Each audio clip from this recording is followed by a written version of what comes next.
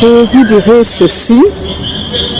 Pour accroître le leadership féminin, il faut que les femmes s'approprient la lutte à tous les niveaux.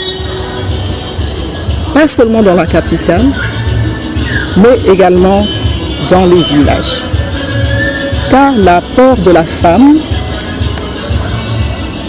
est importante à tous les niveaux. Et les braves femmes, on les rencontre partout, pas seulement en ville, mais également dans nos cités, dans nos villages. La femme a à un moment pris l'option de s'occuper de sa famille, de sa survie. Donc ces femmes-là ne se retrouvent pas seulement en ville, mais également dans les milieux ruraux. Donc il faut les responsabiliser, il faut les encadrer à tous les niveaux pour que ce leadership se développe et devienne évident pour le changement en Afrique et dans le monde.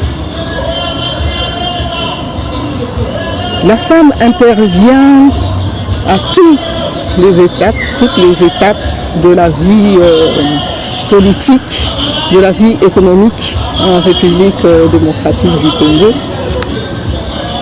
On parle souvent des pères fondateurs, mais il y a eu des mères fondateurs qui sont ignorées.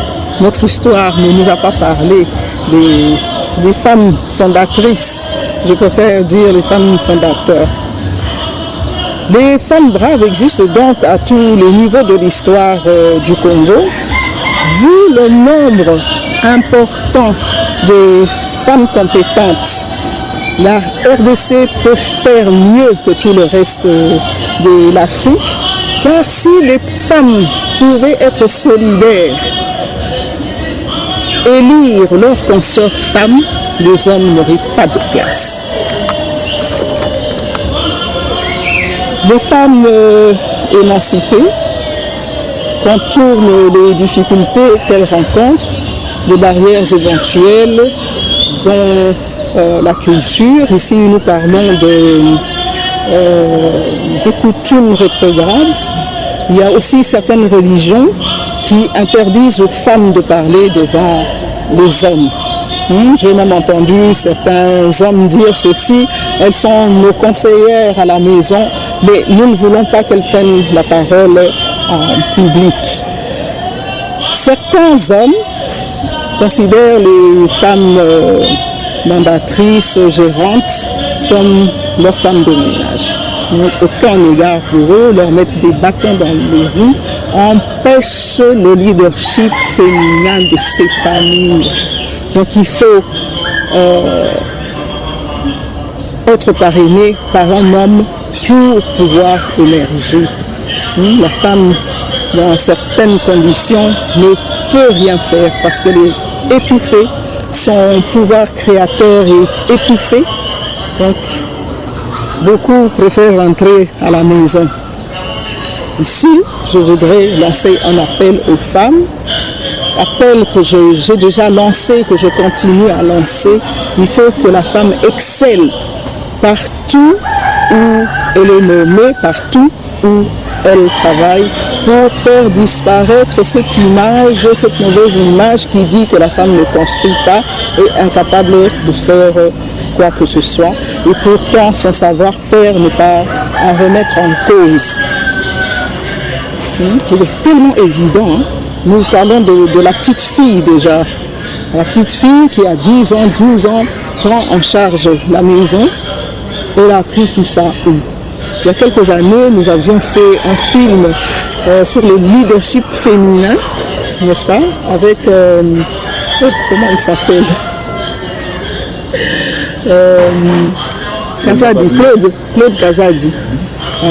Nous sommes allés dans l'enceinte d'une église et là, il s'est promené et puis il est revenu me dire, il dit, vous voyez la petite fille là, elle est la chef de ce groupe là, déjà à son âge.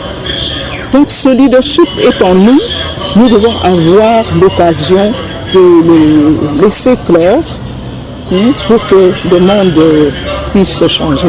Nous vivons dans une société patriarcale Mais les femmes émancipées, comme je venais de le dire, dépassent certains interdits, certains tabous, certains blocages. Je disais que les Congolaises appellent au stade actuel les 27% des femmes qui se trouvent dans le gouvernement Jean-Michel Sama Lukonde Kyenge comme une nouvelle forme de discrimination. Que faire alors? 27% de femmes au gouvernement, alors que l'article 14 de la Constitution dit que parle de parité. Nous disons que c'est une discrimination limitante, n'est-ce pas? Quand on parle de parité, c'est 50%, 50%.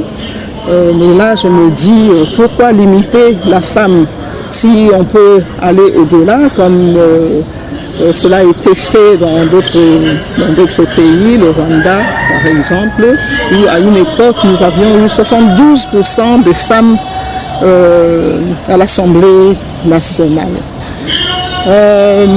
Nous avons l'impression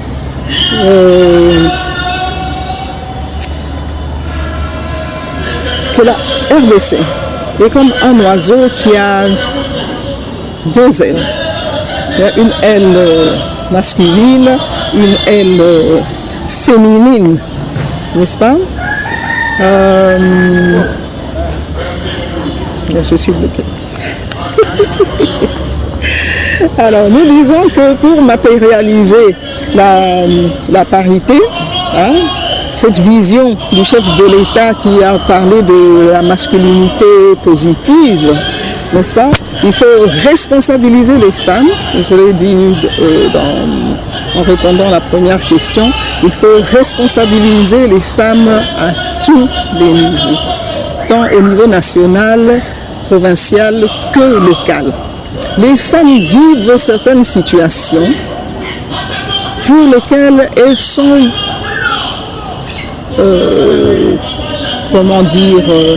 elles sont à même d'apporter des solutions.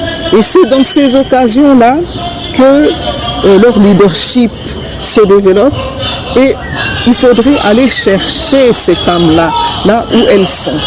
Il y en a qui ont étudié, ont préféré rester au village ou rentrer au village. Il faudrait aller les chercher, les ramener dans les gouvernements provinciaux, les ramener au niveau du gouvernement national et également au niveau des institutions pour que cette vision de parité de 50% et pourquoi pas plus puisse se matérialiser. Madame Laure Kawanda Kayena, je rappelle que vous êtes présidente de l'Alliance des Patriotes Lumondistes. Nous vous remercions. C'était un plaisir de partager avec vous.